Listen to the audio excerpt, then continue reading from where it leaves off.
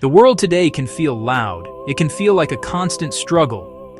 Many people feel a deep weariness in their bones. They fight battles every single day, often without knowing it.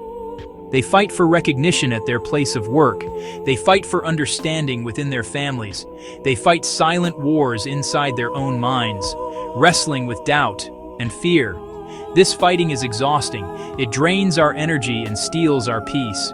It leaves us feeling depleted, like a field that has been overfarmed. But there is another way, an older, quieter path to victory.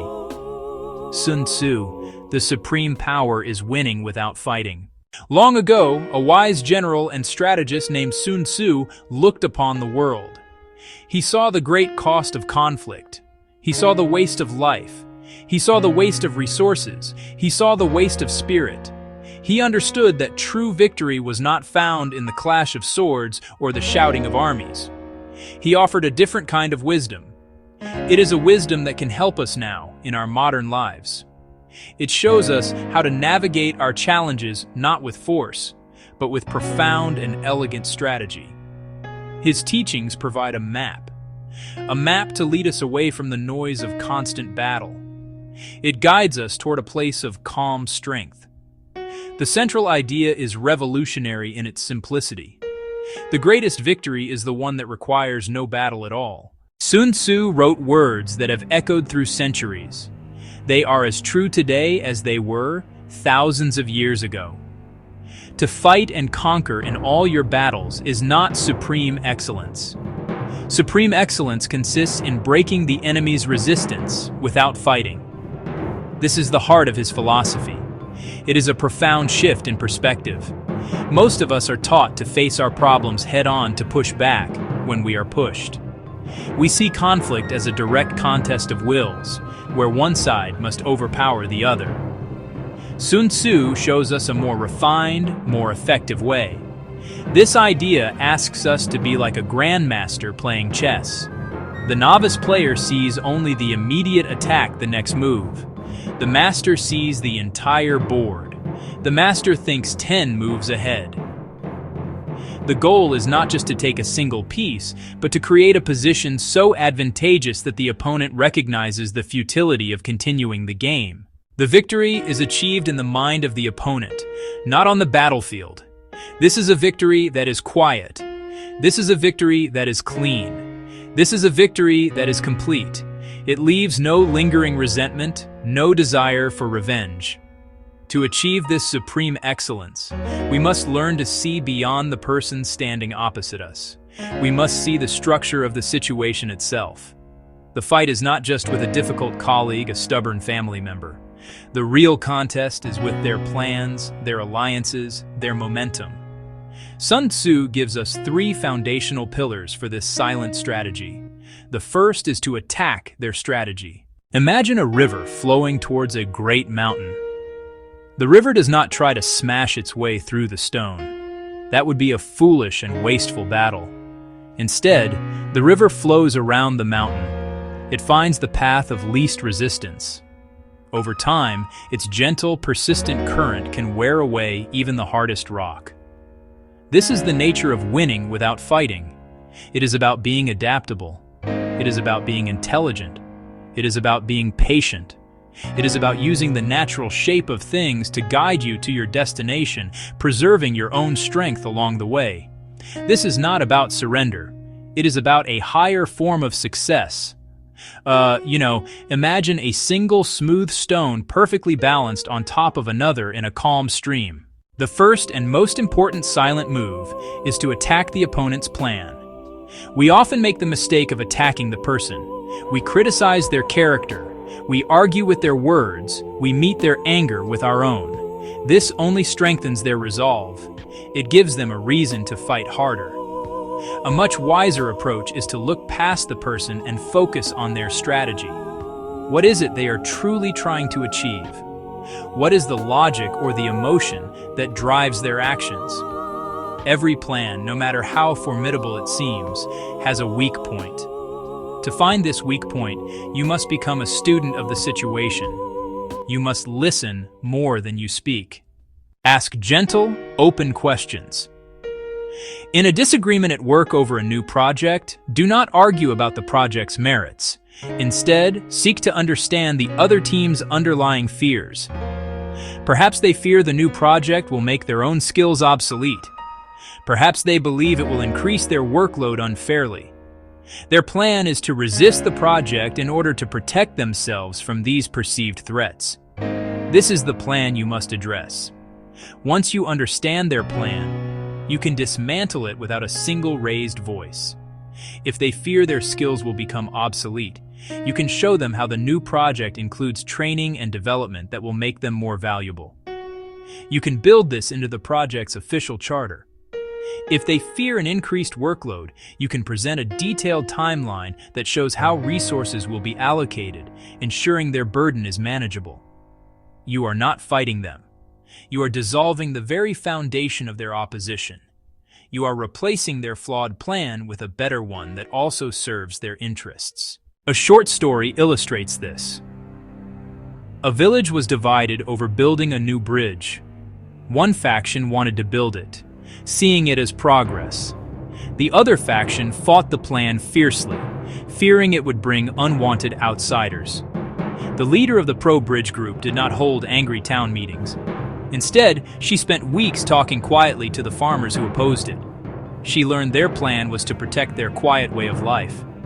She then amended the bridge proposal. It would be a narrow footbridge, not for cars, and it would have a gate controlled by the villagers. The opposition vanished. The plan was defeated, and the village remained united. Take a steady breath. Now we turn to two more pillars, disrupting alliances and building Shi, the momentum that makes resistance fade. Next, we explore two more pillars. They are breaking alliances and building Shi. Breaking alliances, building Shi. The second silent move is to disrupt alliances. No one fights a battle alone. An opponent's strength often comes not just from their own conviction, but from the support they receive from others. These alliances can be formal, departments at work, or informal, friends who share a similar complaint. To confront this entire group is to invite a larger, more difficult fight.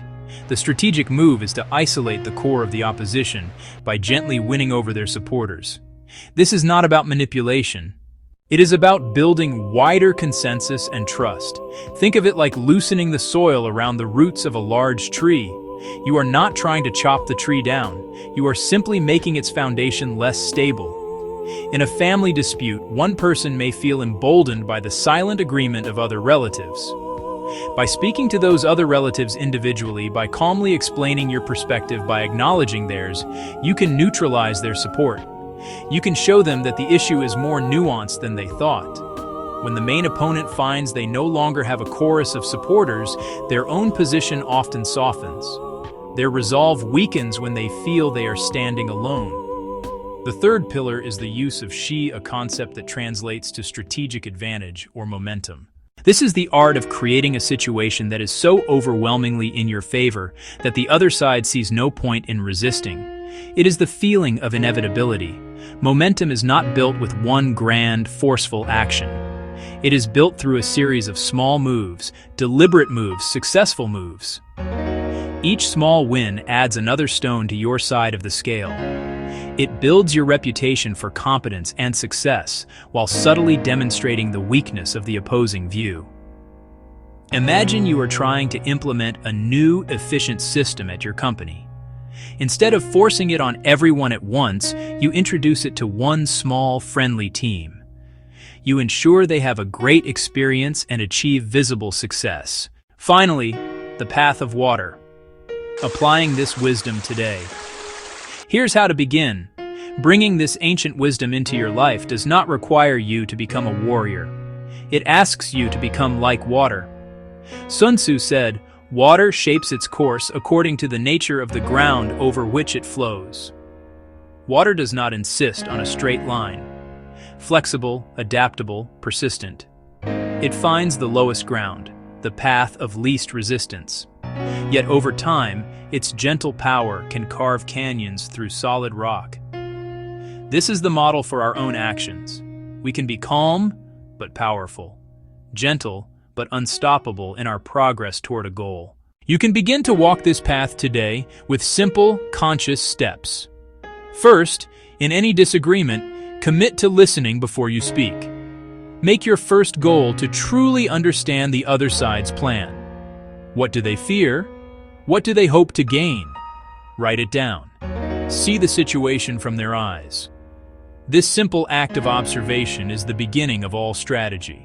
It calms your own mind and reveals the weaknesses in their position that you can address constructively, rather than combatively. Second, identify the key allies of the person or idea you oppose. Do not confront them. Find one supporter, perhaps the most reasonable one. Have a quiet conversation. Seek only to be understood, not to win them over immediately.